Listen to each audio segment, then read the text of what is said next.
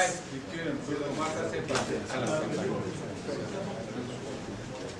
Mais la question, bien la remarque du journaliste qui dit qu'ils n'ont pas été informés, m'amène à préciser comment les convocations ont été faites, parce que ça n'a pas été dit. Mais ils ont voulu faire la chose à catimini, en cachette. Nous qui sommes députés, nous n'étions pas informés. Ils ont convoqué la séance plénière par la télévision en catimini. Nous avons une plateforme des députés qui reçoit les informations.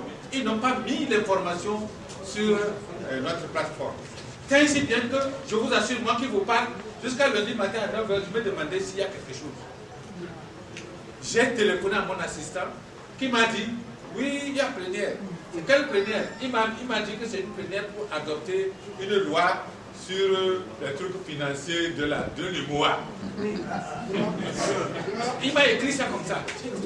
Bon, je me suis demandé s'il faut y aller ou s'il ne faut pas aller, parce que quelquefois les lois uniformes, c'est pas quelque chose d'important. Mais Gogé qui était en voyage m'appelle, il me dit qu'est-ce qu'on fait? Alors j'ai commencé à me dire, il y a quelque chose. Et finalement, j'ai décidé à y aller parce que je pensais que c'est juste pour ça. Donc, c'est quand on arrive là-bas qu'on voit sur l'ordre du jour la nomination. Et ils ont fait autre chose qui est plus grave. C'est qu'il y avait 5 points à l'ordre du jour. Le premier point, c'était qu'on doit faire le rapport de la séance qui avait été houleuse concernant la nomination. Et le président prend la parole. Il dit que ce rapport-là ne va pas être lu parce qu'il n'est pas bon.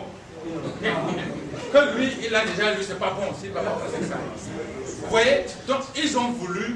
Et le deuxième, le point. Non, le deuxième, c'était communication. Il n'y a rien dedans. Non, il y avait des communications, mais ils n'ont pas lu.